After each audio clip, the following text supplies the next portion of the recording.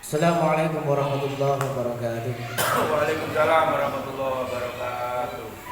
Innal hamdalillah nahmaduhu wa nasta'inuhu wa nastaghfiruh wa na'udzu billahi min shururi anfusina wa sayyiati a'malina. May yahdihillahu fala mudilla lahu wa may yudlil fala hadiya lahu.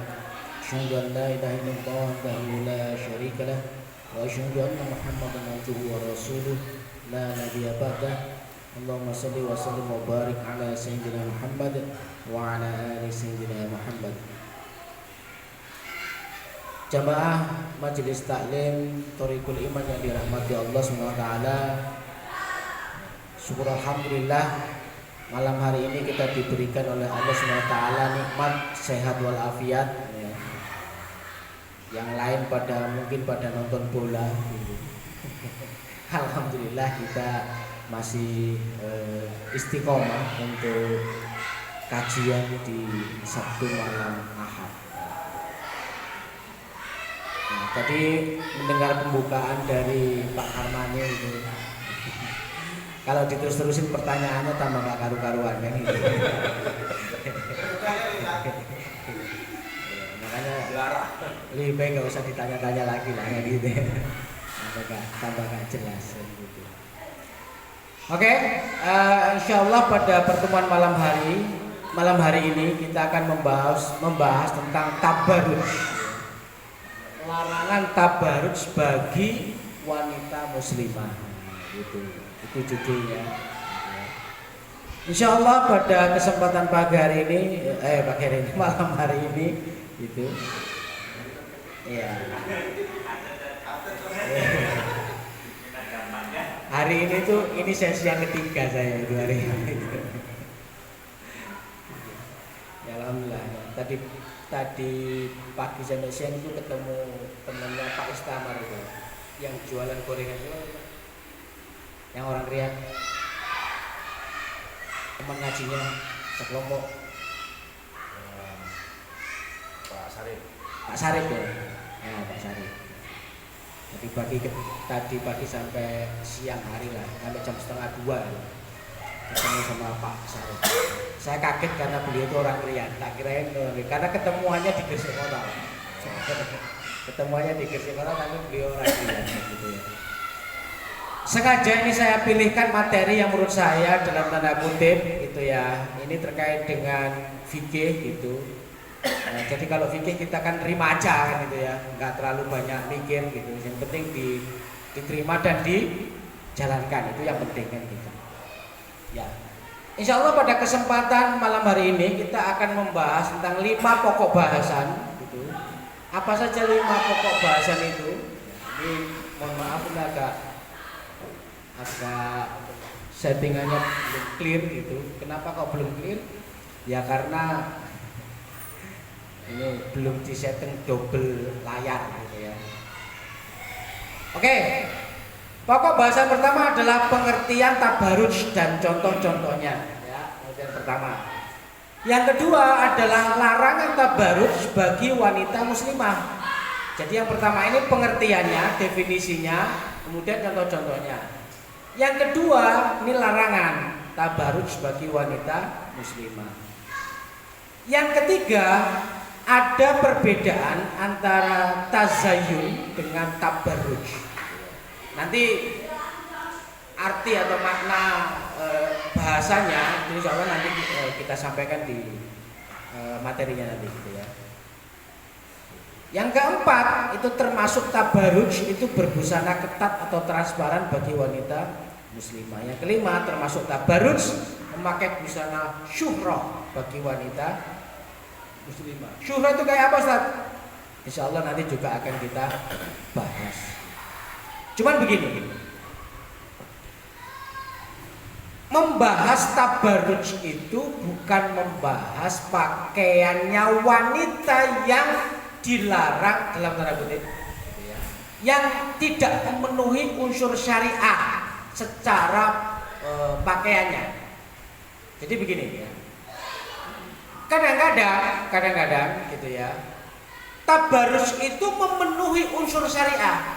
Jadi pakaian, kalau kita bicara tabarruj ini karena sesuai dengan judulnya, maka kita bahasa pakaian wanita ya, bukan pakaian laki-laki. Yang ada tabarus itu perempuan, laki-laki nggak ada tabarus ya begitu. Nah, pembahasan kita adalah pembahasan soal pakaiannya wanita. Satu. Yang kedua, bisa jadi dia pakaiannya sesuai dengan tuntunan syariat, ya, tetapi masih dikatakan itu tabarruj, artinya itu nggak boleh, meskipun sudah memenuhi unsur. Nah, gitu ya.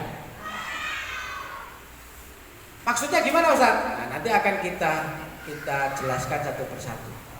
Nah, sekarang coba dalam pengertiannya. Batas aurat laki-laki itu di mana sih? Dari pusar sampai lutut. Ada orang yang mengatakan sampai lutut, ya. Ada orang yang mengatakan bahwa sampai lutut itu lututnya nggak ikut, gitu ya. Oke lah, kita bahas bahwa kalau di kitab Nizamul Istima itu sampai pusar sampai lutut, gitu ya. Dari pusar sampai lutut. Itu untuk laki-laki. Artinya apa? Artinya laki-laki itu nek ngarit, misalkan ngarit ya, gaya celana training, ya, yang penting menutupin pusernya, boleh apa enggak? Boleh, meski dadanya kelihatan terbuka, nggak apa-apa.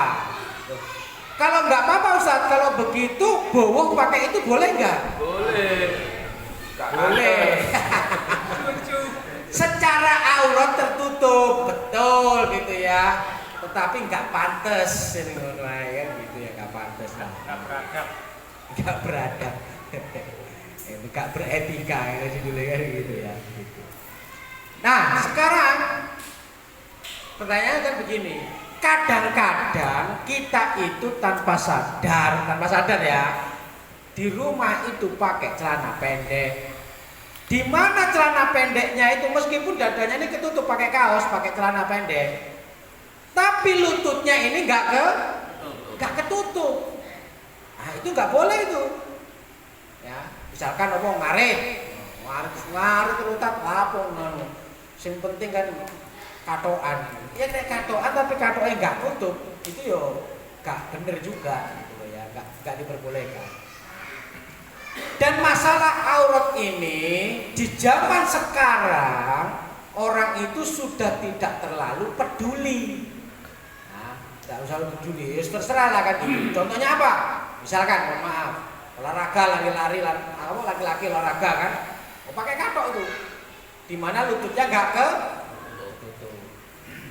Olahraga apa kan? Lari, sepak bola, bulu tangkis, basket, dan lain-lain, apalagi renang. Makanya ketika olahraga atau ketika aktivitas apapun di luar rumah itu harus ditutup. Ya, harus tutup. Makanya sekarang sing duwe katok pendek-pendek kayak nggak nutup dengkule kayak itu mending diketok, udah pendek mau diketok.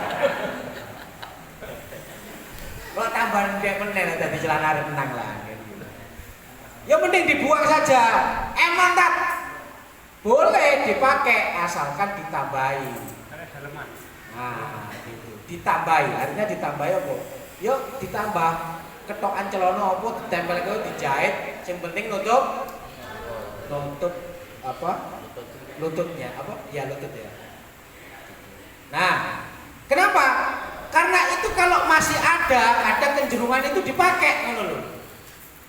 Tapi yang dipakai di rumah kan boleh tak? Oh boleh, kalau dipakai di rumah ya boleh, nggak ada masalah. Yang penting tidak terlihat oleh orang lain. Ya. Ya kok terlihat orang lain, ya nggak boleh. Nah sekarang pembahasannya kita beralih. Kalau auratnya wanita itu batasnya apa? Telapak tangan dan dahi. Nah, buka. seluruh tubuhnya wanita itu adalah aurat kecuali telapak tangan dan muka dan telapak tangan. Muka ini sama telapak tangan. Nah, ini telapak tangan. Selebihnya itu ya aurat, pergelangan sini ya. Makanya wanita itu harus pakai busana yang menutupi seluruh badannya kecuali muka dan telapak tangan. Itu begitu. Ustaz. Alhamdulillah. Panas ya? Panas. Dulu masih muda itu minum panas nggak apa-apa. Sekarang kalau udah tua minum panas giginya ngilu banget. Tonton Ustaz. Oke, kita lanjutkan. Jadi pakaian atau busananya wanita itu harus menutup. Ya, menutup ini ada pergelangan tangan ini tutup sampai kepala, rambut, telinga, leher ditutup semua sampai kaki. Tadi sore itu saya baca tanya jawab Amir gitu kan. Ada yang bertanya, kalau wanita itu dipakai gamis, kan gini ya. Kalau di dalam Islam itu sebenarnya jilbab itu bukan kerudung, Pak. Jilbab itu bukan kerudung. Kalau jenengan mengatakan istrinya berjilbab. Ternyata yang dimaksud jilbab orang sini itu kerudung. Itu bukan jilbab namanya. Itu namanya khimar. Khimar di dalam hukum syara'nya itu namanya khimar. Yang dimaksud dengan jilbab kalau di kitab Nizam Islam apa Nizam Ijtima gitu ya, adalah kain seperti selimut yang menutupi lehernya wanita itu seperti baju kurung dari kaki itu sampai lehernya wanita. Seperti baju kurung, itulah namanya jilbab. Artinya apa?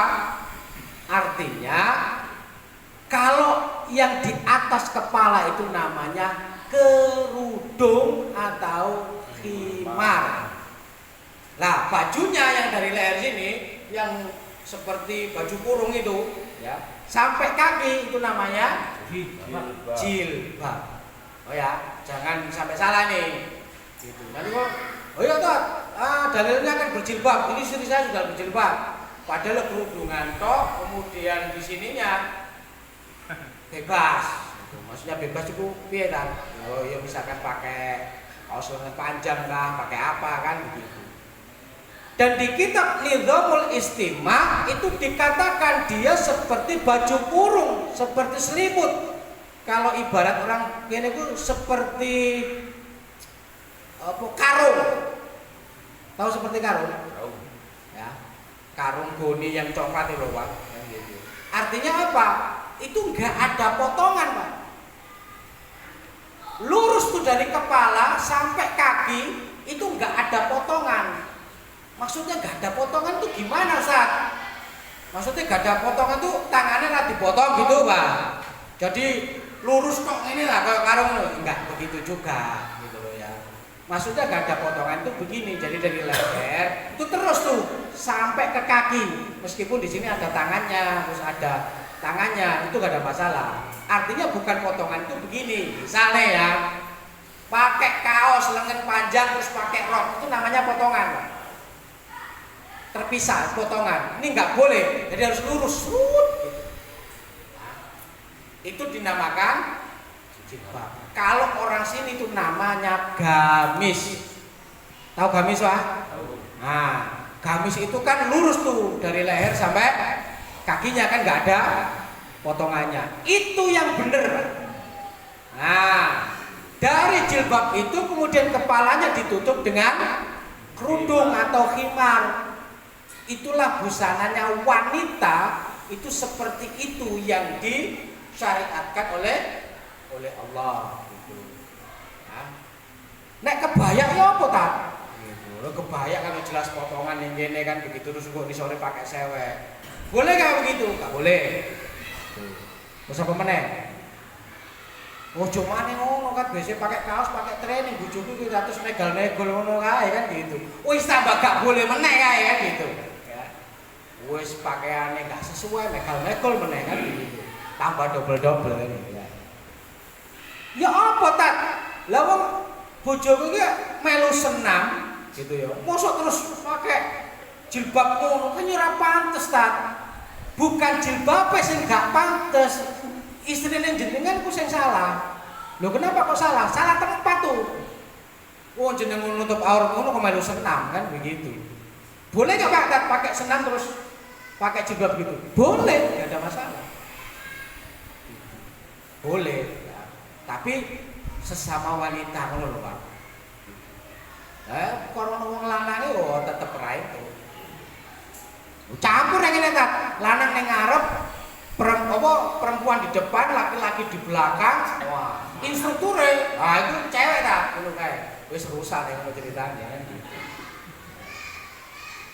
Nah, bisa jadi wanita itu secara syar'i bajunya sudah sesuai, pakai kerudung, pakai jilbab, wes clear.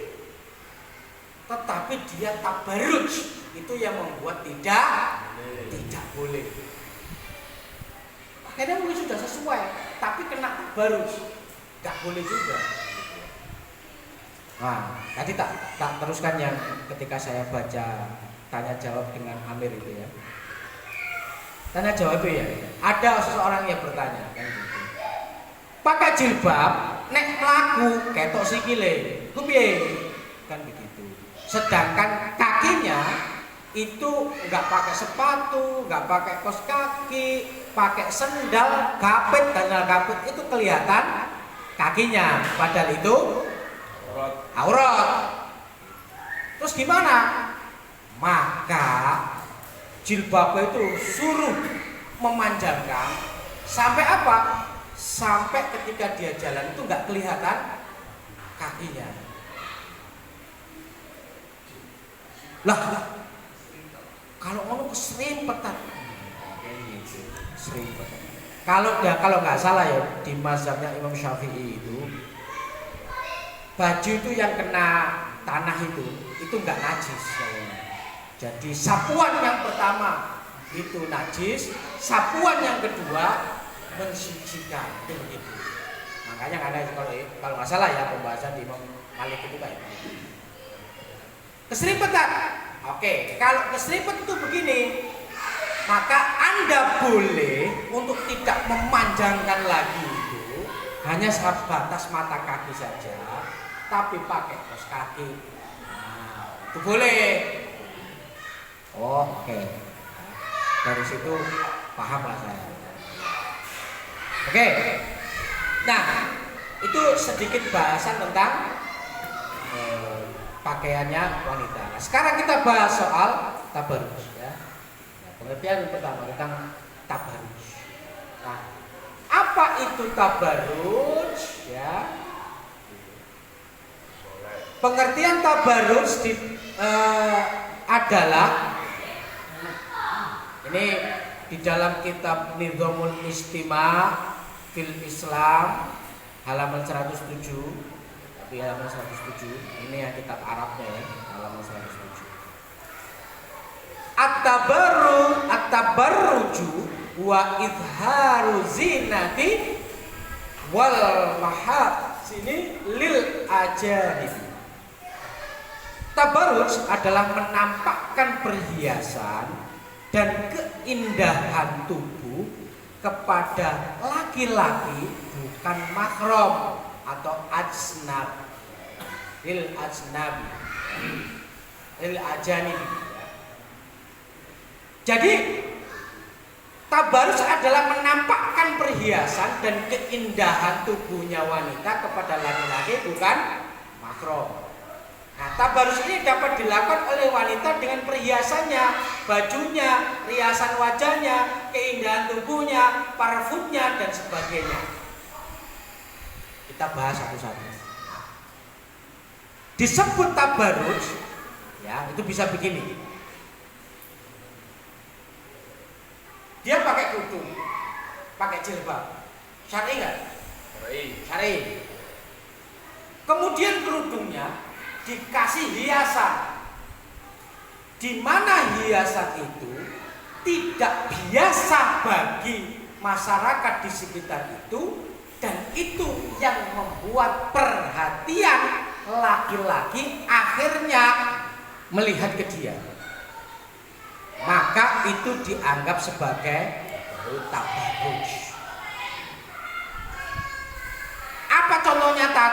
Contoh misalkan ya, wanita pakai kerudung, pakai jilbab, terus di atas kepalanya dikasih mahkota, cret. Sebenarnya pakaiannya kan misal itu, ya sudah clear.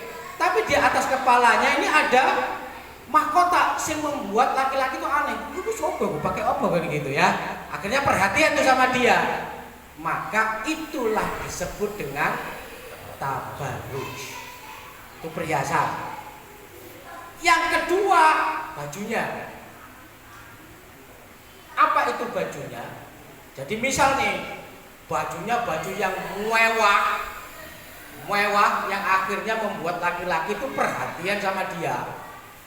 Maka itu juga disebut dengan tabarruj. Artinya apa? Jilbabnya dia itu jilbab sing mewah, sing wow.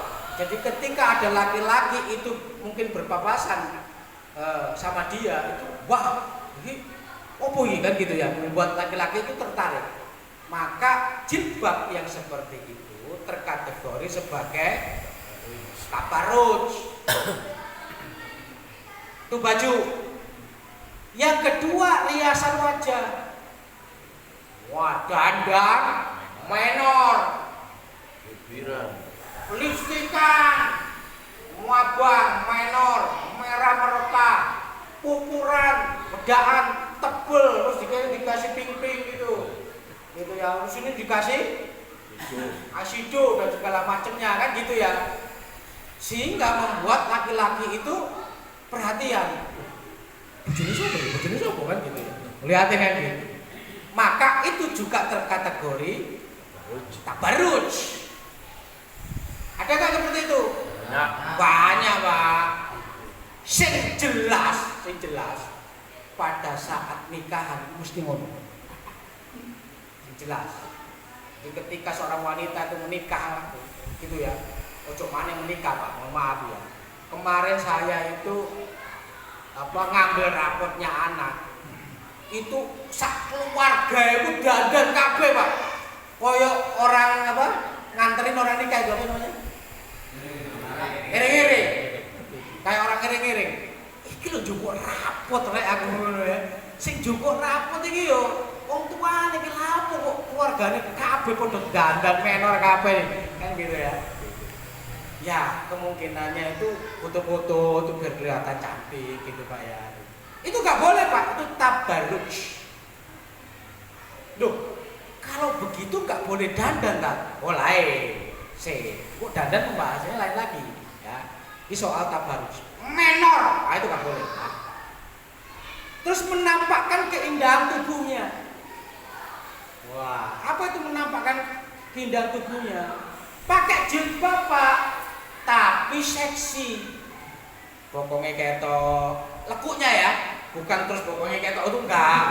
Maksudnya lekuk tubuhnya itu siluet. Tahu siluet ya? Ya kelihatan apa ya istilahnya? Kelihatan bodinya gitulah ya, garis bodinya itu kelihatan.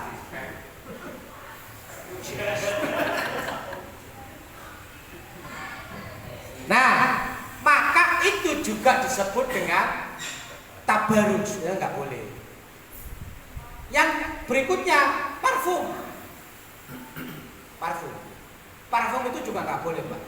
Wanita yang pakai parfum dan itu tercium di hidungnya laki-laki, maka dia tidak bisa mencium bau surga 40 tahun saya.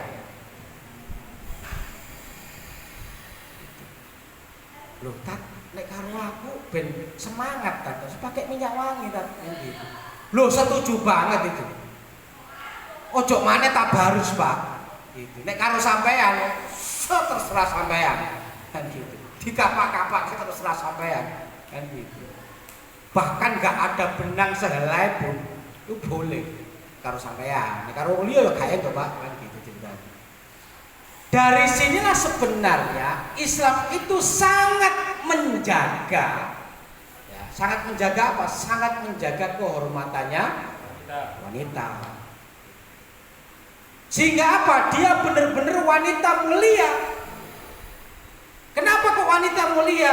Keindahan dia itu hanya menjadi konsumsi pasangannya, bukan menjadi konsumsi banyak orang. Lho. Alah ta, tapi bojoku masih ora kandel kaosan pendek ngono kan sing tertarik karo dia. Ojo salah. Jangan salah kayak begitu itu. Namanya manusia masih punya hawa nafsu. Ketek lo pun sih menarik buat dia. Lo kok ngomong-ngomong kan? Jangan salah lah kan gitu ya. Gitu. Coba mungkin jenengan lihat tuh film-film itu. Ada anak muda nikah sama nenek-nenek itu betul nggak? Nenek-nenek aku sih. Laki-laki masih ada yang tertarik sama nenek-nenek. Sama jenengan juga itu, kakek-kakek juga masih banyak yang tertarik. Wah, aku mau tertarik warisannya, terlepas mau warisannya mau kan begitu. Kan kalau sudah tertarik, kemudian menjalin pernikahan, ya sah semuanya kan. Itu tabarruj.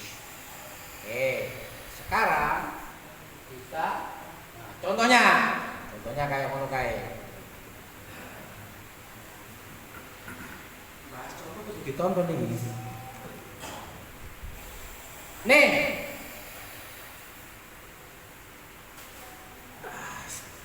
Tak tutun ya. Bisa jadi dia pakai kerudung, pakai jilbab. Dari sisi baju nih, ini banyak perhiasannya kayak begini. Ya. Maka ini tabarruj. Kayak gini. Ini tabarruj. Atau perhiasan yang ini segede gambreng kok ngene kan. Ya, ojo ditonton wajah iki ceritane anu nek gitu ya. Termasuk yang kayak begini. Ini tabarruj, enggak boleh. Ya. Kelihatan enggak? Kelihatan.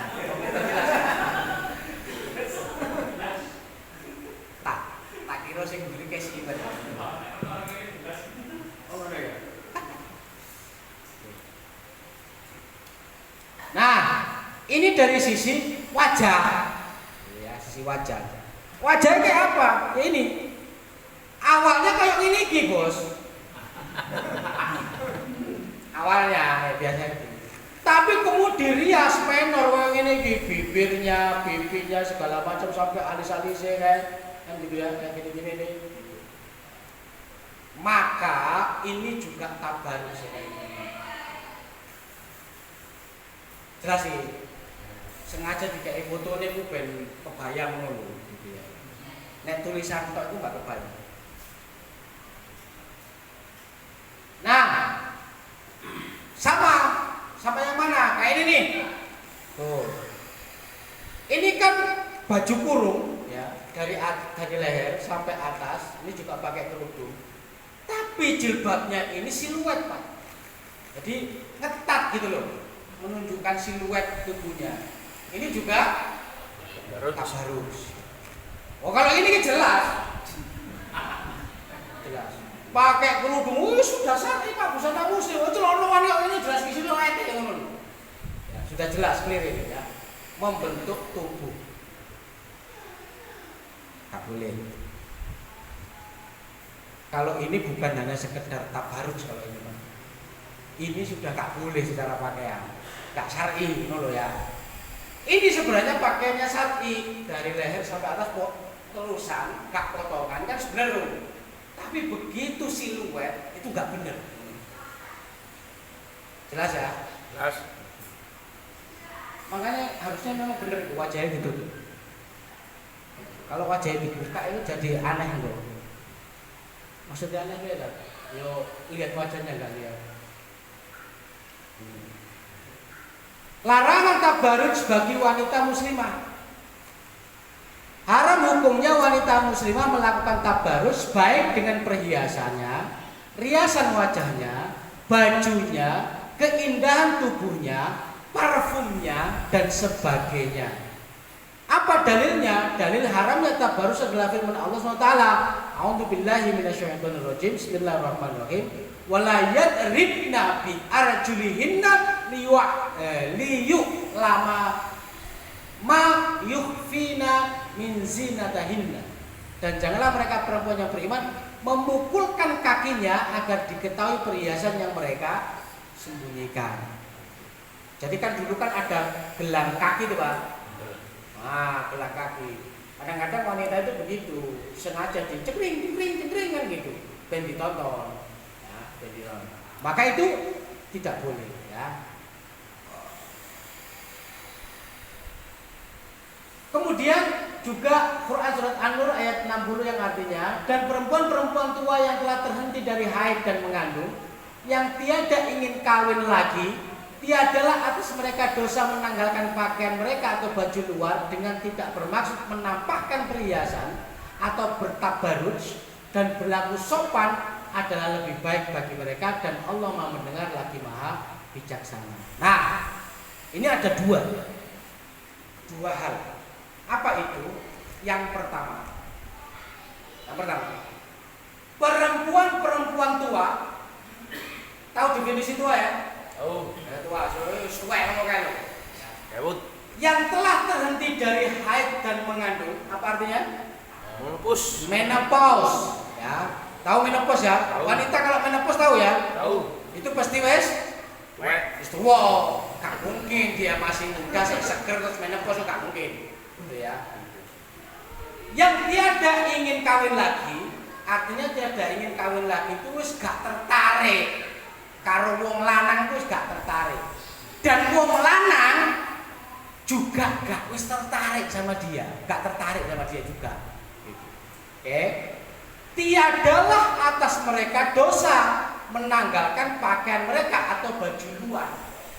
Nah, artinya apa? Kalau ada wanita seperti itu yang tidak memakai jilbab, yang tadi kurungan itu, yang dia pakai kerudung, pakai kaos lengan panjang, terus pakai celana kayak begitu, maka dikatakan tiadalah atas mereka dosa menanggalkan pakaian mereka. Kalau dia nggak pakai pakaian yang jilbab tadi, maka nggak berdosa buat dia. Artinya apa? Boleh. Artinya apa? Nek misal ke anak yang jenengan, istri yang jenengan itu nggak gaya jilbab, maka kepala saya berpikirnya itu sudah menepos. Wis tuwek berarti kan. Sik enom tak boleh enom ya keliru sampai berarti kan gitu loh. Ya.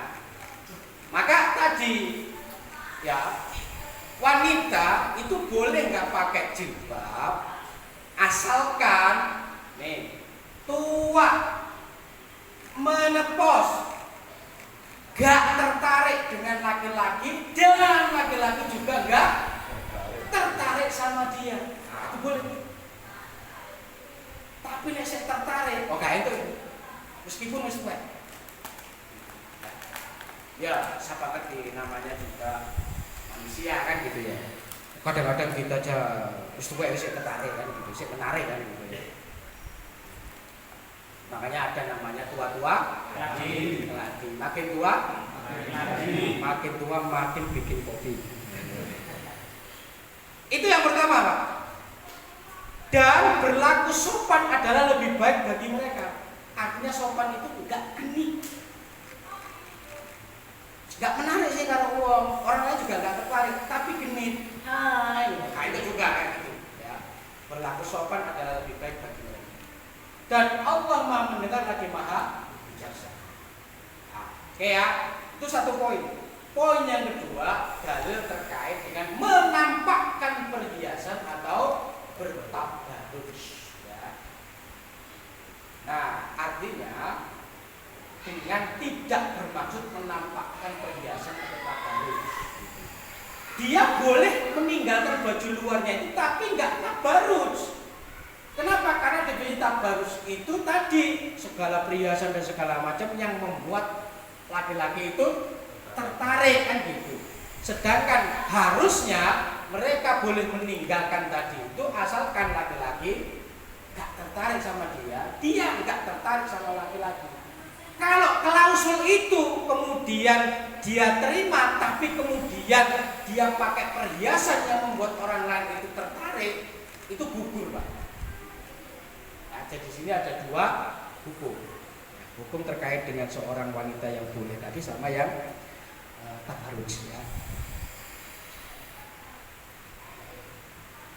Dalil lain haramnya tabarruj adalah yang mengharapkan wanita muslimah memakai parfum minyak wangi. Sabda Nabi SAW, wanita mana saja yang memakai minyak wangi kemudian melintas pada suatu kaum agar mereka mencium baunya, maka ia adalah bagaikan pezina. Jadi memang perempuan itu nggak boleh pakai parfum, Pak. Loh, kalau di lingkungan wanita bagaimana, Bos? Oh ya boleh, di lingkungan wanita boleh. Kan itu tadi kan itu. Kemudian melintas pada suatu kaum agar mereka mencium baunya, maka ia adalah bagaikan pezina. Makanya, tapi kalau nggak pakai parfum, Ustaz, oh itu lebus ambune. Ya apa? Ya bolehlah pakai sesuatu yang apa istilahnya itu netral lah, yang bikin nggak lebus itu boleh.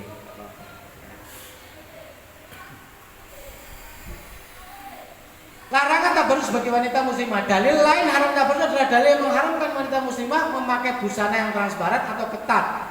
Sabda Nabi SAW, ada dua golongan penghuni neraka yang aku belum pernah melihat keduanya. Suatu kaum yang mempunyai cambuk-cambuk seperti ekor-ekor kerbau yang digunakan untuk menyiksa manusia.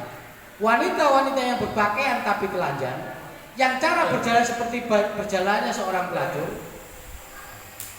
Kepala-kepala mereka seperti punuk unta, mereka tidak akan masuk surga, mereka tidak mencium baunya surga, padahal baunya surga dapat tercium dari jarak perjalanan sekian dan sekian. Nah, dari sini ada dua golongan penghuni neraka. Clear ya? Siapa saja? Suatu kaum yang mempunyai cambuk-cambuk seperti ekor-ekor kerbau yang digunakan untuk menyiksa manusia. Ada kaitannya? Rano kaitannya. Cambuk ekor kerbau yang digunakan menyiksa manusia. Kan gak ada hubungan yang kita bahas kan gitu ya. Yang kedua, wanita-wanita yang berpakaian tapi telanjang. Maksudnya ini? Tat. Yo ketat, yo transparan kan gitu ya. Sekarang lagi mode soalnya, Pak. Kemarin itu di YouTube itu saya lihat bagaimana seorang wanita itu mendesain gaunnya itu banyak manik-manik, tapi sebenarnya transparan. Gitu ya. Yang cara berjalan seperti berjalan seorang pelacur. Apa maksudnya, Pak? Mekol. Nah, gitu, mekal-mekol sehingga membuat perhatiannya laki-laki, gitu kan. Sik, pandangan pertama dibolehkan ya, dibolehkan kan gitu. Iya, Kak kedep-kedep blas. Itu gak boleh ada begitu itu. Katanya pandangan pertama dibolehkan, tak? Iya, pertama itu plek wes ngene gitu loh. Bukan sepaneng ngene. Kenapa kok begitu? Suatu saat itu ada sahabat yang melihat wanita itu koyok wow, kayak excited gitu ya. Gumun. Saking gumune kae akhirnya dia gak noleh-noleh gitu loh. Padahal beliau ada di sebelahnya Rasulullah. Apa yang dilakukan Rasulullah itu? Dimlengos no, Pak.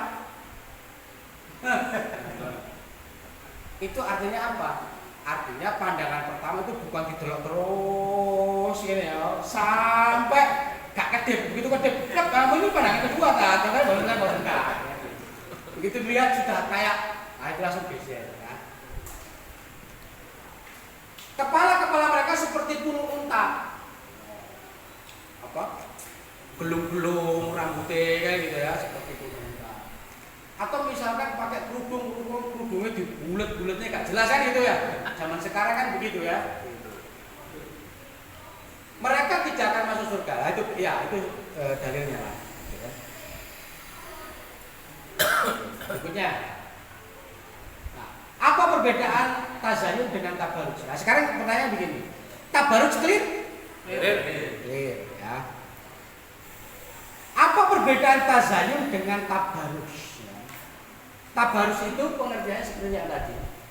Tazayun itu berhias. Berhias.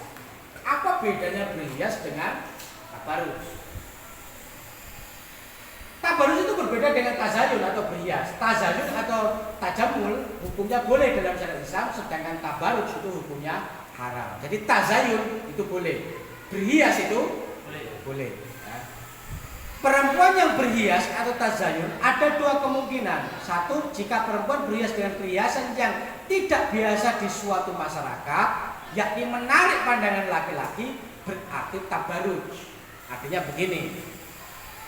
Kalau ada perempuan yang tadinya niatnya itu cuma pengen berhias, tapi kemudian dia menggunakan perhiasan di mana perhiasan itu tidak biasa di tengah-tengah masyarakat kita, maka dan akhirnya menarik pandangan laki-laki, maka perhiasan tadi terkategori tabaruj. Yang kedua, jika perempuan berhias dengan perhiasan yang biasa di suatu masyarakat, yakni tidak menarik pandangan laki-laki, berarti bukan tabaruj, hukumnya boleh. Sehingga tabaruj itu, Pak, tabaruj itu ada beberapa tolok ukur. Tolok ukurnya satu adalah kondisi masyarakat. Ya. Nah, karena kondisi masyarakat itu kemudian yang kedua menarik perhatiannya laki-laki ataukah tidak. Nah, gitu ya. Itu ada dua Ada dua kriteria. Dalil bolehnya tazayun atau tajamul, berhias bagi wanita dengan berhias dalam batas kewajaran dari Aisyah radhiyallahu anha, beliau berkata, sesungguhnya seorang wanita mengulurkan tangannya kepada Nabi SAW dengan sebuah kitab, tetapi beliau hanya menggenggam tangan beliau. Wanita itu berkata, wahai Rasulullah, aku ulurkan tanganku kepadamu dengan sebuah kitab, tetapi engkau tidak mau mengambilnya. Maka Nabi SAW menjawab, sesungguhnya aku tidak tahu apakah ia tangan seorang wanita ataukah tangan seorang laki-laki. Wanita itu berkata, tetapi ini adalah tangan wanita. Maka Nabi SAW menjawab, jika engkau seorang wanita, tentunya engkau akan mengubah warna kukumu dengan inai. Ya, jadi ini kukunya itu bisa jadi di dicat,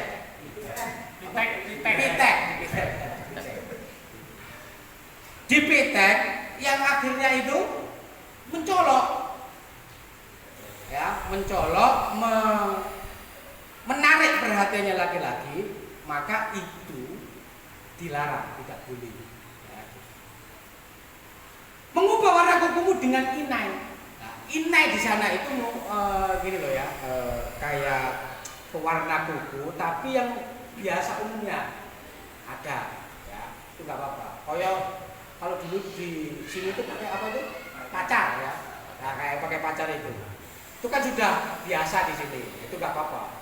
Tapi kemudian kalau kukunya wabang gitu ya, itu sehingga itu menarik perhatiannya laki-laki dan itu nggak biasa di masyarakat itu, maka itu terkategori sebagai tabaruj.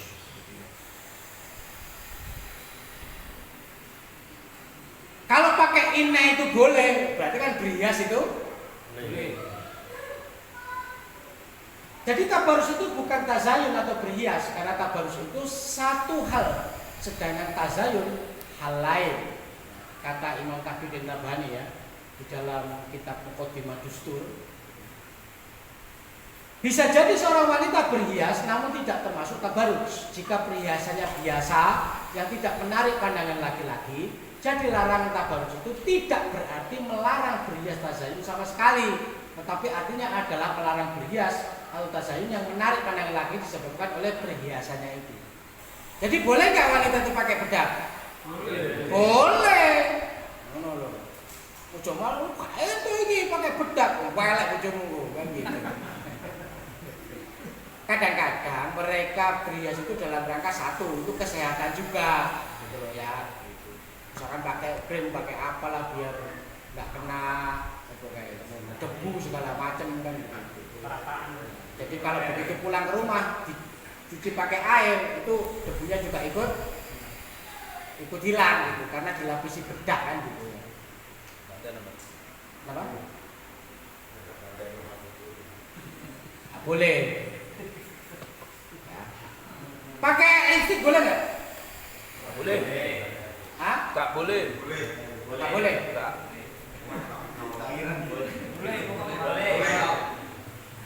Sih bener boleh apa ora? Tak boleh. Selama itu tidak mencolok, gitu, biasa-biasa, artinya biasa itu begini, warnanya mungkin selaras dengan warna bibirnya, nah itu nggak apa-apa Pak. Karena itu salah satu juga apa ya, zat untuk melembabkan bibir biar nggak kering. Laki-laki kok nggak pakai bibiran untuk melembabkan mulutnya kan? Nah itu maksud saya.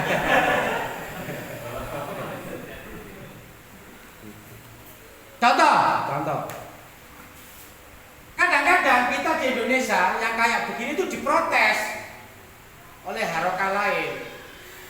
Kenapa? Karena pakai baju yang warna-warna, ini mereka mengatakan tabarruj, mencolok, menarik perhatiannya laki-laki, gitu ya.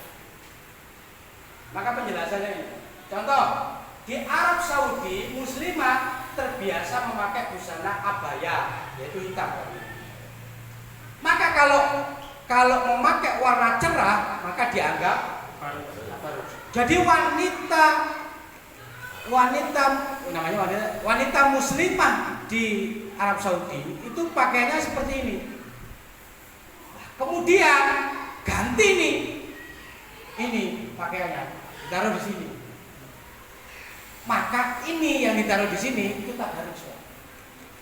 Kenapa kok tabarruj? Pada umumnya hitam, dia sendiri merah. Gak terbiasa di lingkungan itu. Makanya itu ini yang dikatakan nanti tabarruj. Nah pertanyaannya, kalau yang seperti ini itu sudah biasa di masyarakat itu, boleh apa enggak? Boleh. Nah, contoh di Indonesia, muslimah terbiasa dengan memakai busana berwarna-warni, termasuk warna cerah, maka berbusana dengan warna cerah di Indonesia tidak dianggap. Tapi kalau dipakai di Arab Saudi, tabarruj. Jelas ya? Karena kadang-kadang kita ini itu tadi ya, dikritik oleh sebagian teman-teman yang lain. Muslimah kok pakaiannya warna-warni, misalkan merah, kuning apa kan gitu. Nah, itu tabarruj itu nggak boleh. Kalau mengatakan tabarruj itu tadi satu, kalau umurnya masyarakat yang ada di sekitar situ terbiasa dengan itu ataukah tidak. Yang kedua, menarik laki-laki ataukah menarik perhatiannya laki-laki ataukah tidak.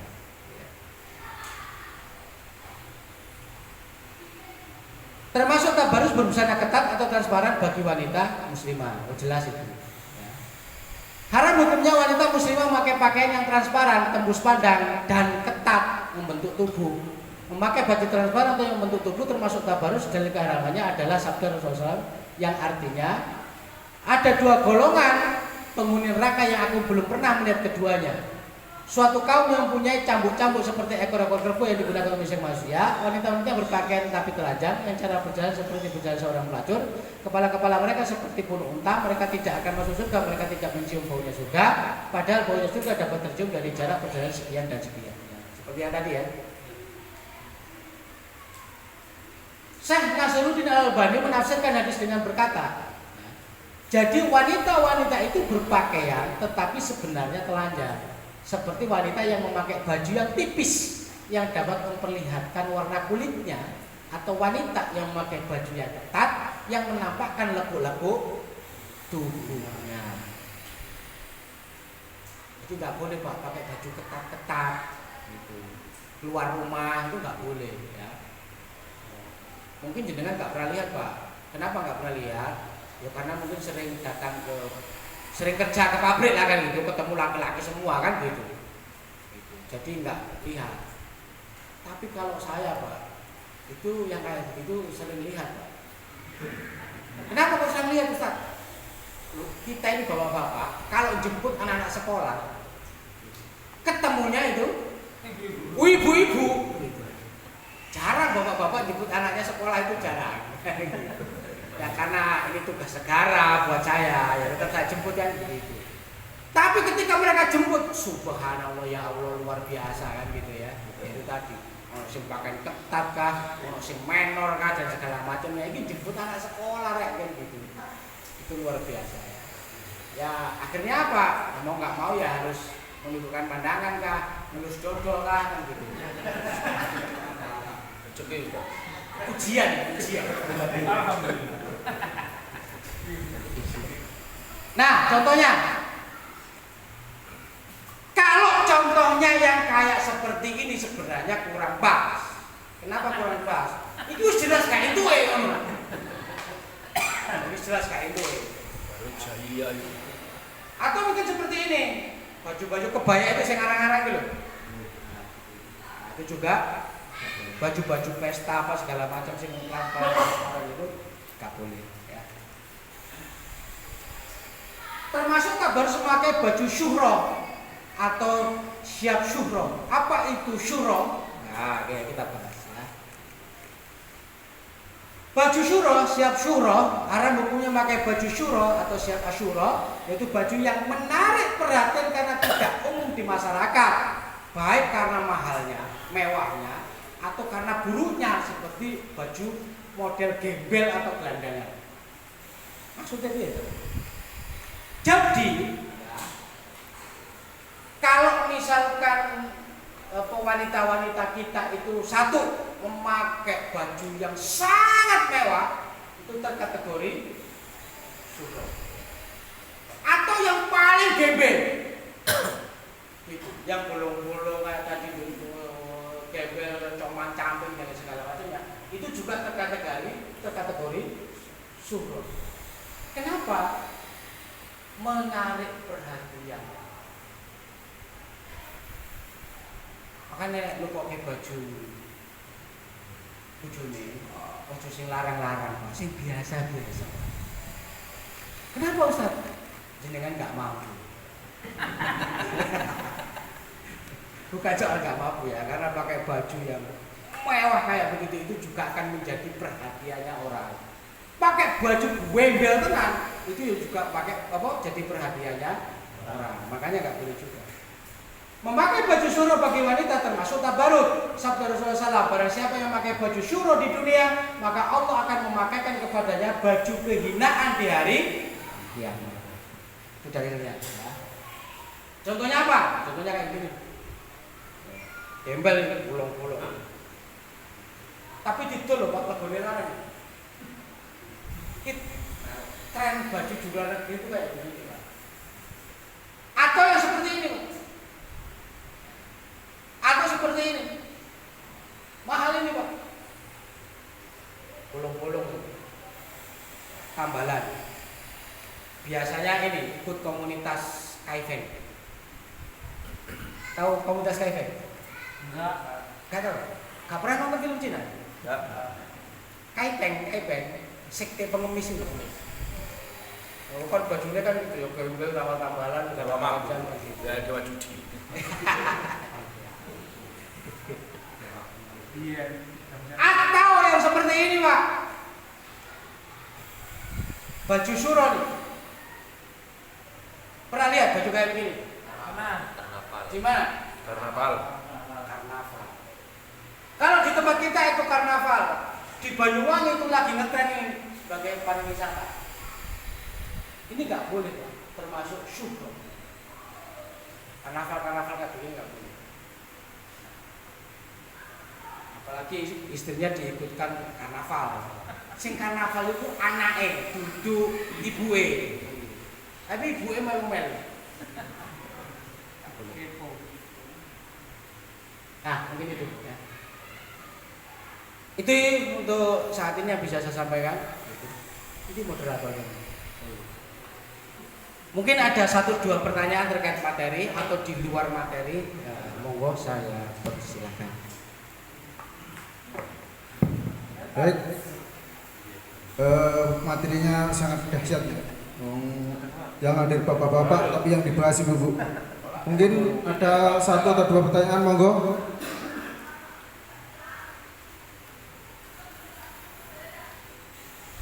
Assalamualaikum warahmatullahi wabarakatuh.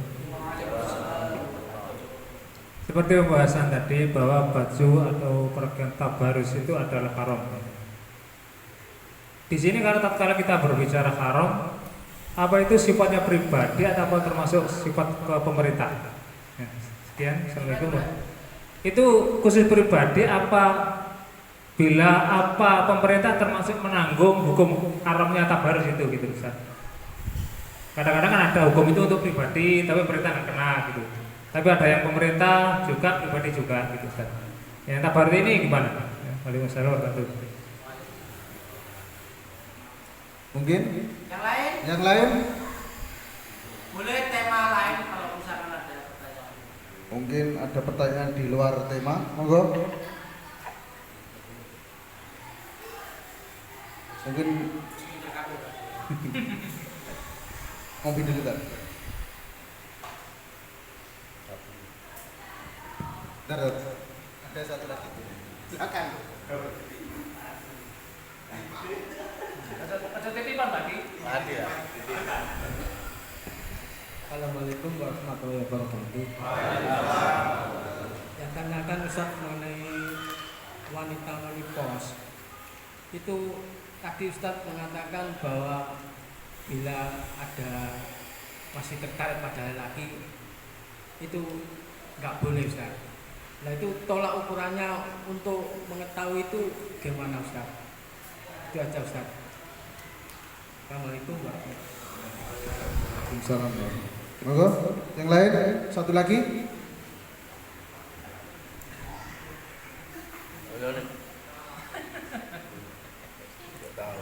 Assalamualaikum warahmatullahi wabarakatuh.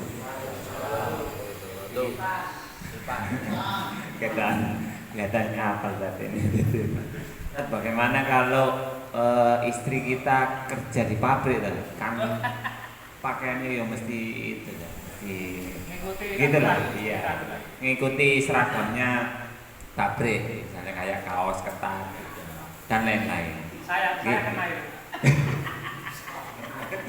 Terima kasih dan mewakili. Mungkin ada yang lain. Sudah cukup ya? Monggo. Oke, yang pertama. Ustaz, apakah itu hukum untuk personal ada ataukah itu hukum untuk pemerintah? Ya. Yang jelas hukum itu untuk personal. Artinya begini, ada dan tiadanya daulah Islam atau negara Islam, maka hukum itu tetap berlaku. Sebagaimana sholat. Nek wong sholat itu gak ngenteni daulah tegak, Pak. Ustaz, aku gak sholat, kenapa? Daulah itu tegak. Ini masih fase Mekah ini Ustaz. Itu belum fase Madinah. Iya salah. Ya kok salah? Kalau di fase Mekah itu betul bahwa hukum Islam itu belum diturunkan secara sempurna.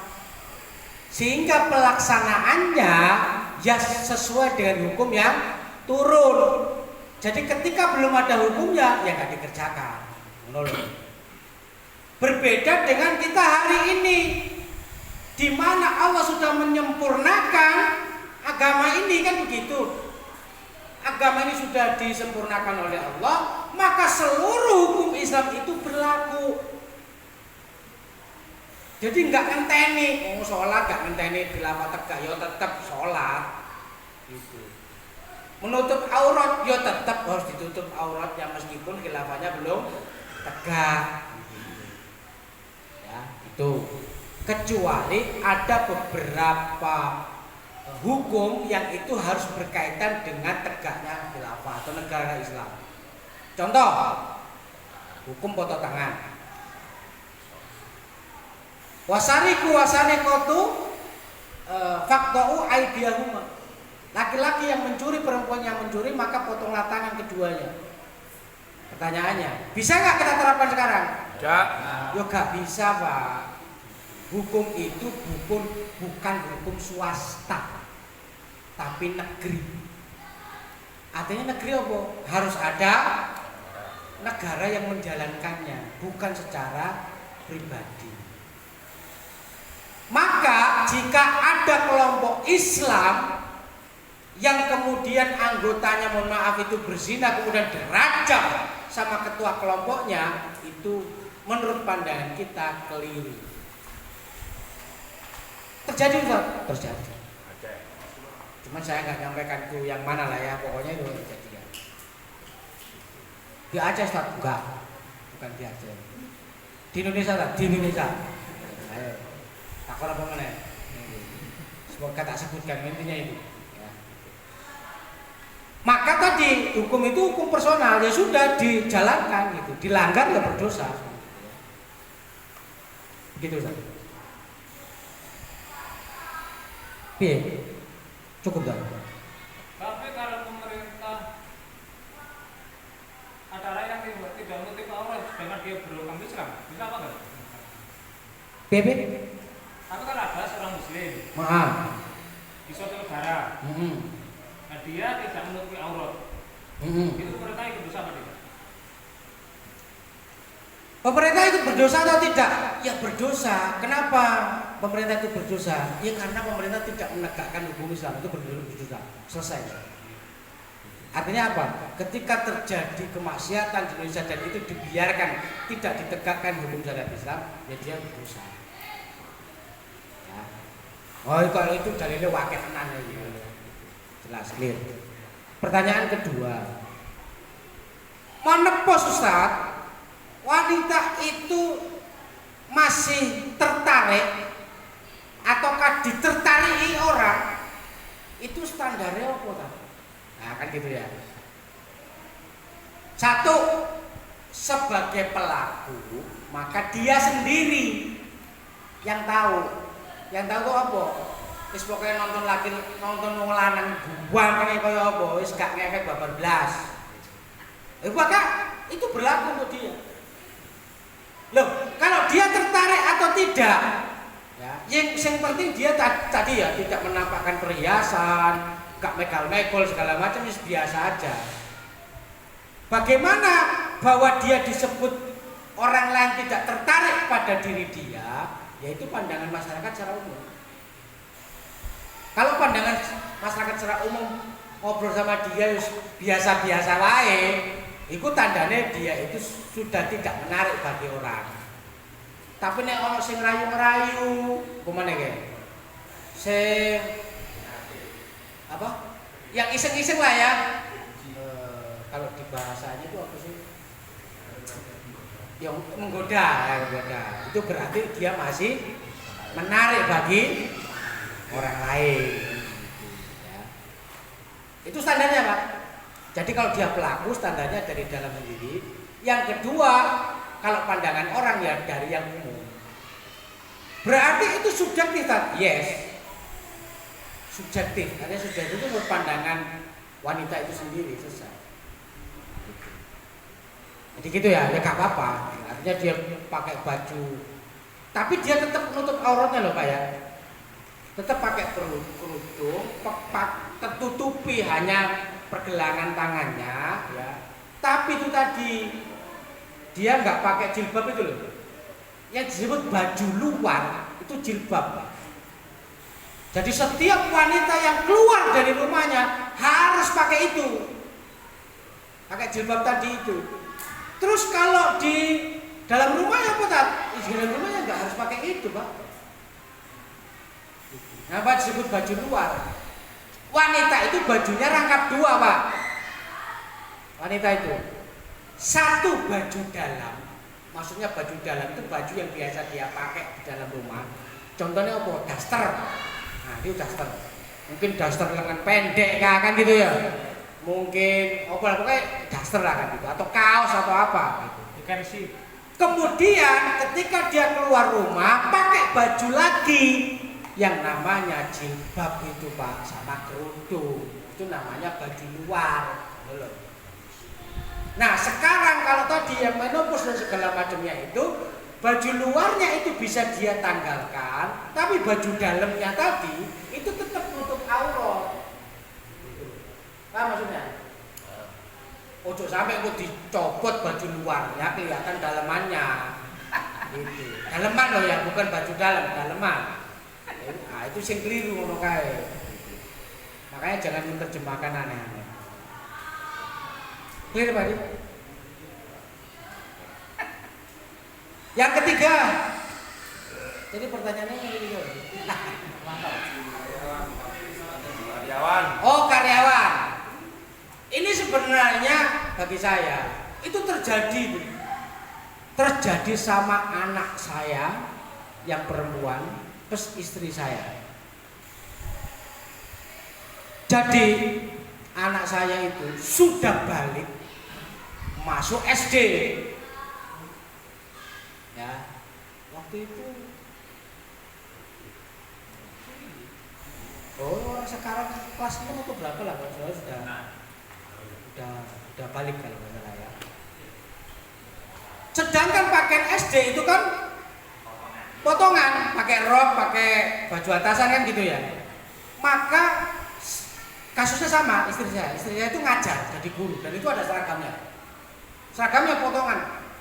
Waktu itu kalau nggak salah putih agak kebiru-biruan, bawahnya itu biasanya orang pakai rok sepan begitu, terus pakai baju putih yang kayak PNS itu kan ada lengan pendek itu ya, kayak baju putih terus rok sepan cuman sampai bawahnya timbul aja segini, terus ada ikat pinggangnya kan gitu ya, kayak orang PNS itu loh.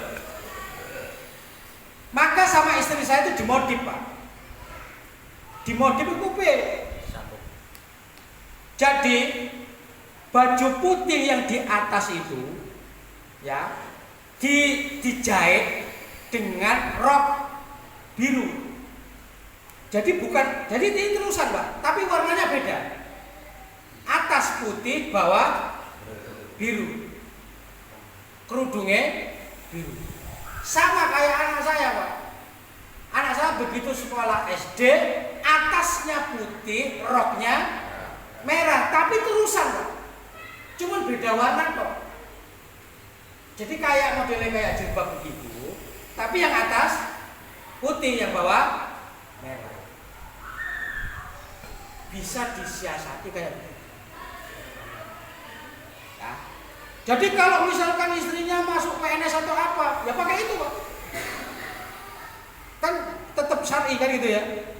Dan itu enggak dalam tanda kutip yo biasa aja karena warnanya ya warna apa jenenge? Warna di komunitasnya dia, atasnya putih, bawahnya biru dan tetap syar'i. Boleh tak? Boleh. Nek gak boleh kayak gitu gimana tak? Kembali ke hukum asalnya. Apa itu hukum asalnya? Hukum asalnya wanita itu gak wajib untuk bekerja, bahkan sunnah pun tidak.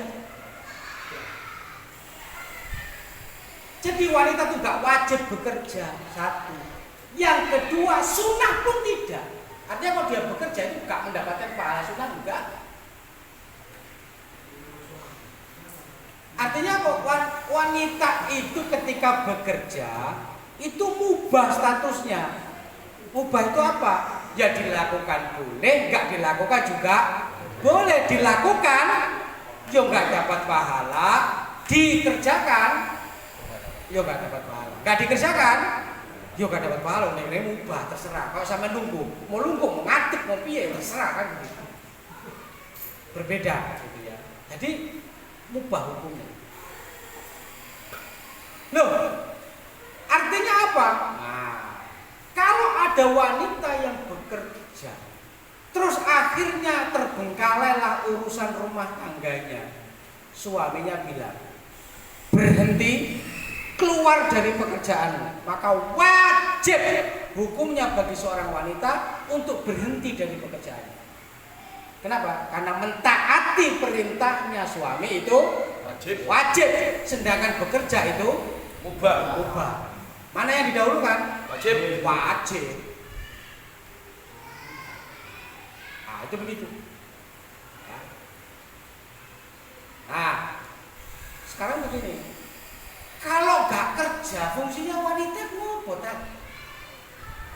Fungsi utama bagi seorang wanita itu adalah ummu warobatul bait. Apa itu ummu warobatul bait? Ibu rumah tangga. Apa fungsinya Pak? Fungsinya itu wake. Satu, ngurusi harta suaminya. Apa itu harta suaminya? Ya rumahnya, ya apa yang ada di dalam rumahnya. Itu dulu sama dia. Makanya omahe diresiki, disapu, dipel, itu tugasnya dia. Masak, itu tugasnya dia. Menservis suaminya. Itu tugasnya dia. Ngurusi anak, itu yang utama. Ngurusi anak, mendidik anaknya. Coba perhatikan. Dulu pada zaman sahabat-sahabat dulu, laki-lakinya itu jihad Pak, 3 bulan dan segala macamnya. Tapi anaknya itu pejuang semuanya, meskipun gak dididik bapak, tapi mereka itu pejuang semua. Kenapa? Karena dididik oleh ibu-ibunya. Sekarang bapak kerja, bojone kerja, anaknya dididik nih pembantu nih. Apa mana dititipke tonggone gak ngerti agama, tonggone juga gak sekolah, diurui kan tonggone gak jelas.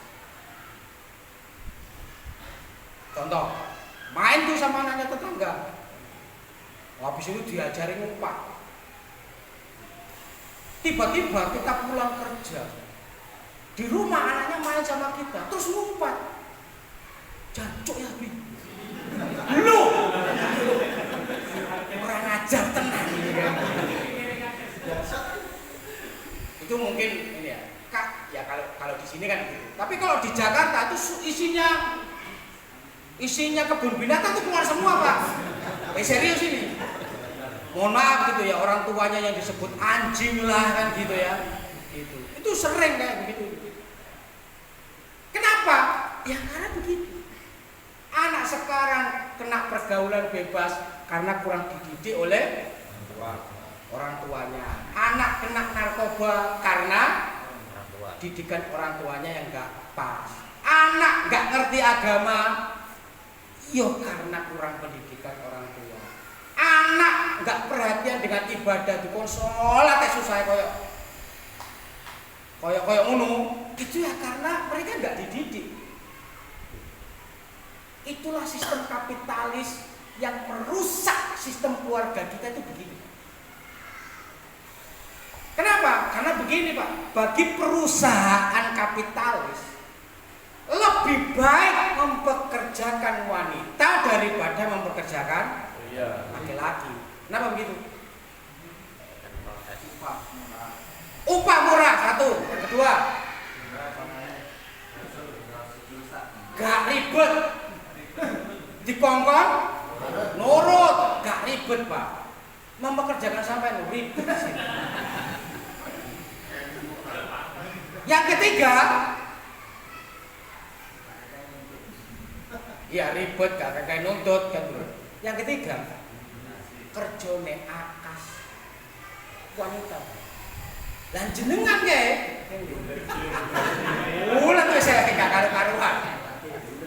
Ya. Itulah dalam pandangan kacamata kapitalis, lebih baik perusahaan itu mempekerjakan wanita daripada laki-laki. Nah, karena mempekerjakan wanita akhirnya apa? Fungsi wanita di dalam rumah tangga itu terbengkalai, gitu loh.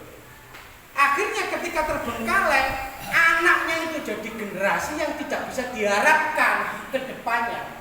Karena nggak bisa diharapkan ke depannya, maka terjadi penurunan generasi.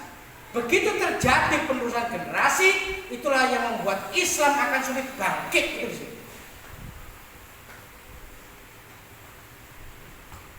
makanya mohon maaf ya, mohon maaf ini ya. Kan prinsipnya wanita kan begini. Harta suami, harta istri. Hartanya istri, hartanya istri no. Bukan haknya suami, enggak. Jadi kalau jenengan mengizinkan istri itu bekerja, gaji yang dia peroleh itu haknya dia. Jenengan nggak punya hak sih. Pertanyaan, enak ini? Gak belanja nih enak itu dosa sampean. Loh kok dosa? Nah, meskipun istri itu bekerja, jenengan itu masih wajib ngasih nafkah dia, Pak. Wah enak tenang bojone kerja terus gak nafkahi. Wah yo gak entuk nek ngono ceritane. Tetep menafkahi dia. Kecuali bojone ngomong ngene, wis bi, aku ora diwene duit bojo gak apa-apa. Tak gawe duitku dhewe. Sah. Tapi nek bojo gak pernah ngomong ngono, oh jangan sekali-sekali harus tetap dikasih nafkahnya. Karena kewajiban. Makanya tadi hartanya suami, hak istri, maka harus dikasih dia itu. Tapi hartanya istri, istri tau. Sing utang, nek sampean utang kudu dibalekne, Pak. Apa-apa tak balikin. Habis itu tak rayu ta. Tak rayu ikhlas ya. Nah, nek istri ikhlas ya wis gak apa-apa. Jenenge wong utang ning siapapun kalau diikhlaskan sama pemberi utang kan boleh, betul Pak? Termasuk sama istri. Tapi nek istri gak ngomong tak ikhlasnya, sampean kudu wajib balik ke tetep. Nah, maksud saya, fungsi terbesar bagi seorang istri atau wanita di dalam rumah tangga itu menciptakan satu generasi. Kadang-kadang, mohon maaf, kita sebagai orang tua itu salah paham. Apa itu salah paham? Pendidikan anak itu kewajibannya siapa? Orang tua, ya istri sama suaminya itu kan wajib mendidik anaknya. Karena dia itu bekerja, akhirnya anak dididik oleh orang lain. Orang itu maksudnya apa lah? Lebok ke sekolah, kan begitu. Begitu dilebok ke sekolah, anak itu tetap nakal, guru nih dihajar. Sama niku yo mau dadi guru kok gak bener. Anak kita sekolahnya ning kene ku ben apik kok ngene kok malah gak bener. Nek aku dadi guru tak wali. Gak, Pak. Saiki mendidik anak sama itu wajibnya sampean kok wajibanku. Yo aku. Lah niku urusan sampean. Ojo aku sing disalahke. Aku lah wis bayar. Lain urusane bayar atau gak. Emangnya nek wis sampean bayar itu kewajiban itu lepas gitu. Ya enggak begitu. Kita ini salah. Anaknya misalkan anaknya bodoh sih disalahnya gurune. Wale anaknya sekolah apa akhlaknya kurang bagus sih disalahnya gurune. Salah. Orang tuanya tetap yang tanggung jawab.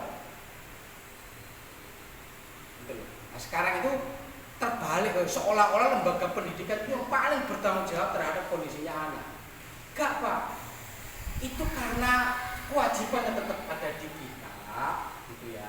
Itu bagian dari kewajiban kita mendidik anak itu di sekolah nih. Tapi apapun yang terjadi terhadap anak itu, kewajiban itu tetap melekat kepada orang tuanya, bukan kepada gurunya misalnya. Kecuali nek gurunya ngajari elek. Pak, aku ini sanggup dikurangi karo bapak karo ibu. Biasanya piro? Aku bendino biasanya disangoni 100.000, Pak. Saiki disangoni piro? 500.000. Keplakone bapakmu. Lah ngene salah ngono kae. Sampai terus ndamprat gurunya itu boleh. Tapi nek guru harus dididik dengan apik, dengan tulus, dengan baik. Terus anak yang jenenge itu masih nakal, itu kembali. Kadang-kadang kan gini ya. Yang penting harus di sekolah. Jadi begitu suami istri itu kerja, pulang tidur, anaknya gak diajar. Meneh isuk yang ngono meneh. Tukungan adus, tukungan sarapan, Berangkat sekolah, bapak ibunya berangkat kerja. Pulang kerja, bapak ibu wis pegel kabeh. Anake gak direken maneh. Balik kono maneh. Bertahun-tahun itu terjadi. Terus akhirnya apa? Akhirnya anak jadi tidak tenang. Kemudian kita, aku pegel-pegel memenuhi biaya sekolah yang mahal, tapi anak saya di sini malah nggak bener. Guru nih sekolahan nih sing di marah-marah. Itu nggak pas, Pak. Kewajibannya tetap ada di jenengan. Maka kalau jenengan tahu, Pak, jenengan paham peran sebagai istri, sebagai ibu rumah tangga, umum warobatul baik, itu salah satu pilar rumah tangga yang sangat kuat. Pilarnya di situ. Jadi kalau rumah tangga itu pilarnya sudah roboh, maka bangunan rumah tangga itu akan roboh. Penting, Pak, fungsinya. Kenapa kok penting? Coba bayangkan, laki-laki bekerja, pulang capek nggak? Capek. Terus ngomong, nih, kalau kopi, gawe demo, terus tua sih jalan bujone. Nah, sepi suami masuk ke rumah digituin sama istrinya, terus nikah meneh gak entuk. Coba bayangkan, gak ngenes laki-laki seperti itu. Repot kan? Wah, rapi-rapi pun gak tahu ya. Kalau pelayanannya bagus kan enggak. Oh, sih alasan itu. Aku kurang apa. Jadi misalnya istrinya nggak kerja, biasanya bojone mulai jam 5 sore. Setengah 5 bojone wis adus. Satu juga seger, make upan, ayu, wangi kan gitu kan. Begitu bojone mulai, "Assalamualaikum." Kalau pulang ke rumah pakai salam apa enggak? Salam.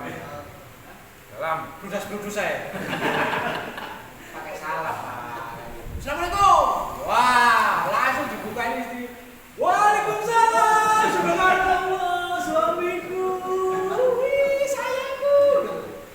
Itu jenenge capek bojo langsung hilang. Pertanyaan, pernah digituin enggak?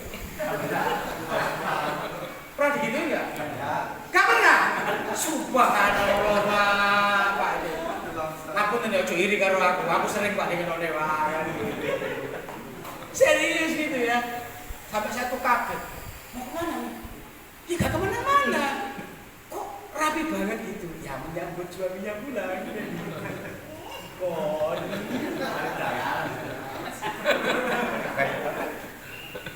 sekarang kalau mohon maaf ya, kalau servis istri itu sampai begitu, kan menenteramkan hati, betul nggak?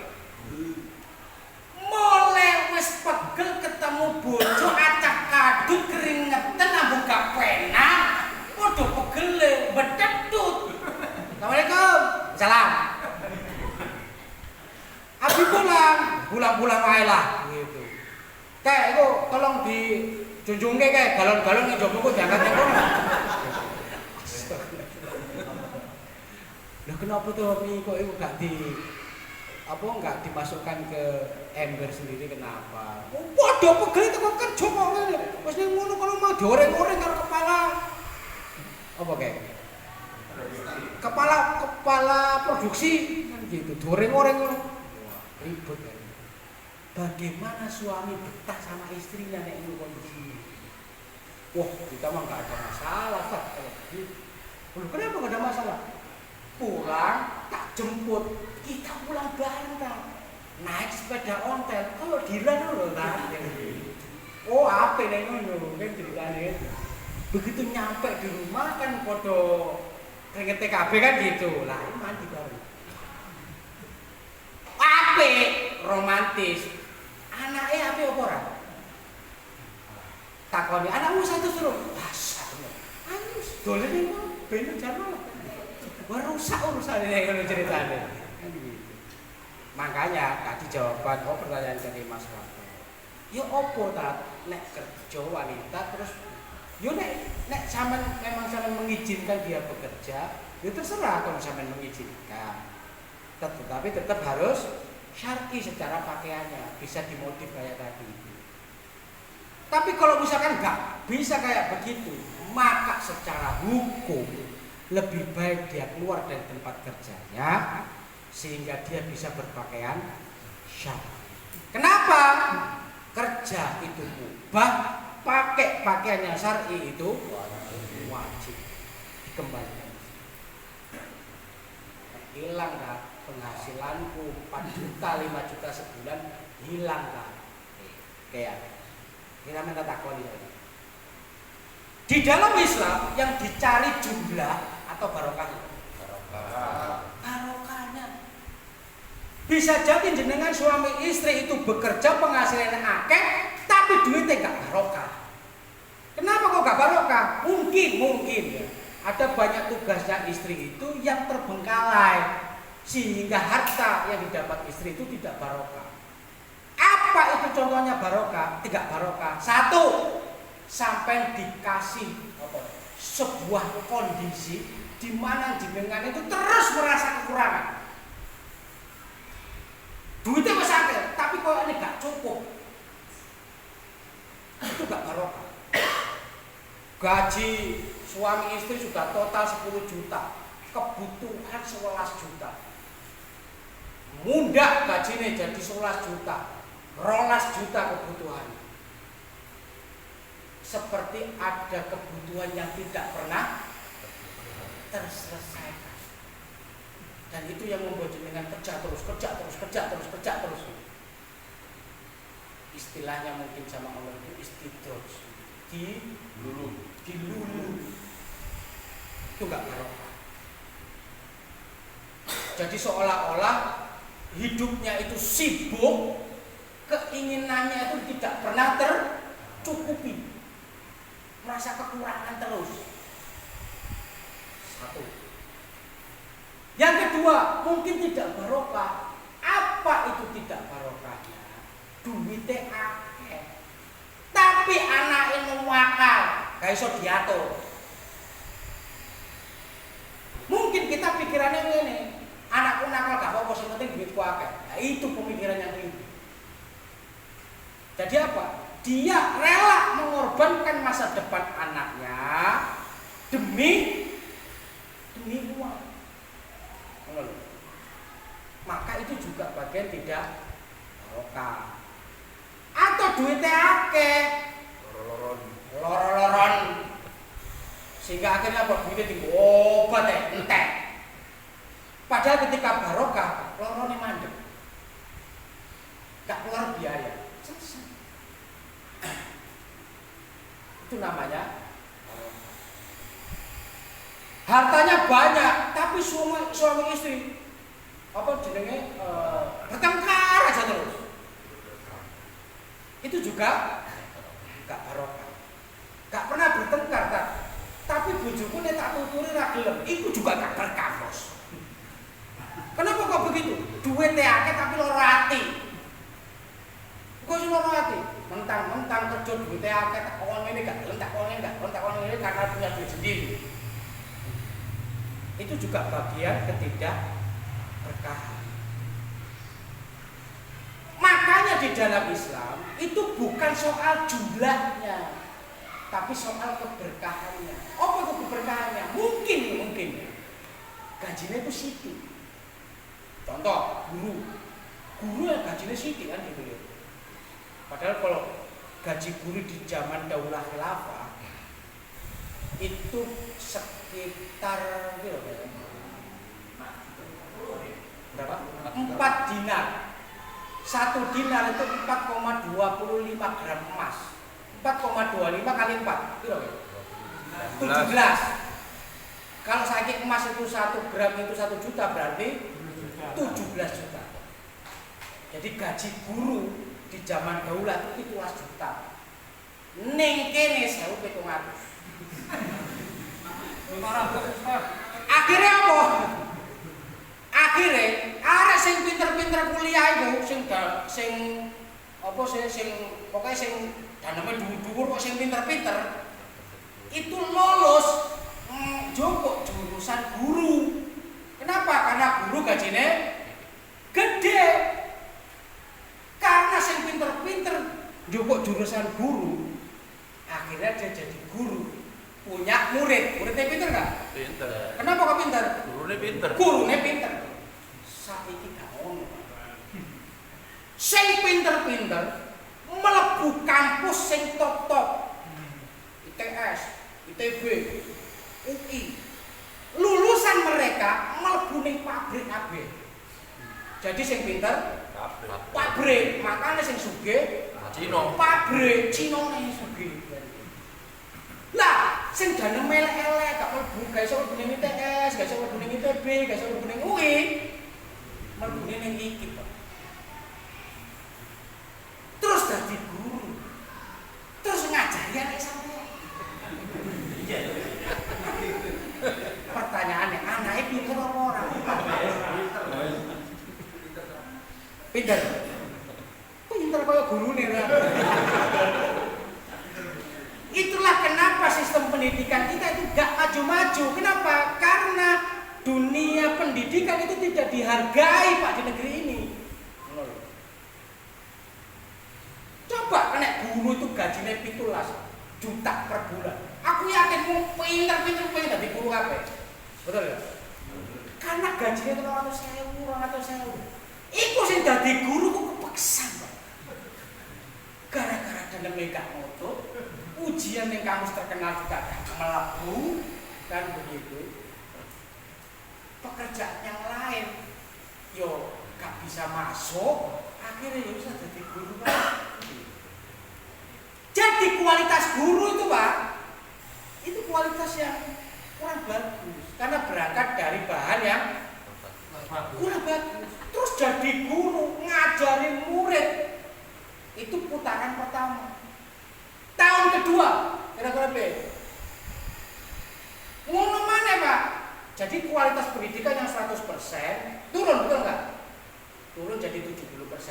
Tahun kedua yang 70 tadi itu turun lagi, Pak. Jadi berapa? Misalkan 50%. Tahun ketiga dari 50 turun mana? Terus turun. Itulah yang membuat pendidikan ini nggak maju, nggak berhasil. Nah, dahulu itu nggak begitu, Pak. Dahulu guru itu dimuliakan. Makanya gajinya gede 17 juta. Saya yakin, nek gajinya 17 juta. Sekarang tak takut, sopo sing anak itu jadi guru banget. Kok gak ada sih pengen? 17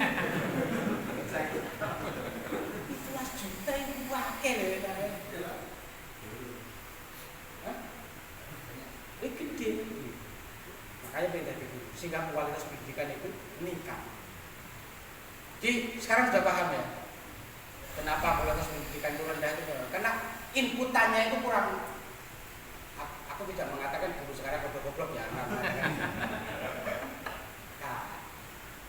Jadi jarang sekali, mohon maaf ya, anak lulusan IPS dengan IPK terbaik terus jadi guru itu jarang. Bahkan mungkin gak ada.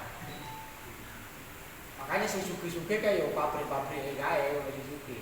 Nek ngono kae ya wis ngono kae. Terus gurune ben sekolah standar, gurune kan kudu di sekolah. Oke. Ada namanya apa? Matrikulasi apa? Sertifikasi. Apa sih tujuan sertifikasi? Yo biar menstandarkan kualitas guru kan begitu. Nyekolahke guru ku butuh duit, Pak. Terus kemudian jenengan ditarik luwih mahal. Apa jadi sampean? Sekolah larang nganggo. Aneh sampeyan iki ya. Gurune dipinterke, sekolahnya larang sama ra gelem juga. Gurune bodoh, sampe sekolah ning kono gurune diuring-uring. Serba salah itu dia. Makanya banyak guru itu yang stres. Kenapa stres? Gajinya sidik, anak cilik-cilik wae nakal kabeh. Stres, Pak. Wes kurang aja. Kalau harus itu. Nah, kembali lagi ke tadi. Jadi kita kembalikan seperti itu tadi. Enggak wajib. Fungsinya sangat penting untuk pendidikan anak. Termasuk kita ini sebagai orang laki-laki itu tenang Pak kalau bekerja. Kenapa? Karena di rumah sudah ada istri yang menjaga anak-anak kita. Banyak Pak kejadian di YouTube di mana ya anak dikasih obat tidur, dikasih narkoba dan segala itu wah kejadian kayak gitu. Kenapa? Karena pembantu kan juga sabar juga. Kenapa? Ini mendidik anaknya orang. Wes ngono gajinya sithik. Sopo sing sabar? Nah kalau kita sebagai orang tuanya, karena kasih sayang kita kepada anak, maka kita tuh sabar dalam mendidik dia. Lah kalau pembantu pengen anaknya, wis nang turu aku tak bebas, dolan HP kah apa kan begitu. Wah anaknya dikai obat tidur. Terus dikai obat tidur, bapaknya pulang lebih cepat. Waduh. Bojone sik kerja, wah apik tenan kan. Kata terus nih Pak ya. Sensor. Ya itu jawaban saya. Baik, kayaknya waktu sudah malam. Cukup ya? Alhamdulillah. Semoga apa yang disampaikan oleh beliau Ustadz Haris Islam kita semakin paham dan menambah ketakwaan kita kepada Allah Subhanahu wa taala. Sebelum kita akhiri, mari kita baca istighfar 3 kali dan doa penutup majelis. Astagfirullahaladzim, astagfirullahaladzim, astagfirullahaladzim. Subhanallah, asyhadu an la ilaha illa anta, astagfirullah. Dari saya, bila ada kata yang kurang berkenan, kami mohon maaf yang sebesar-besarnya. Wabillahi taufiq wal hidayah. Assalamualaikum warahmatullahi wabarakatuh.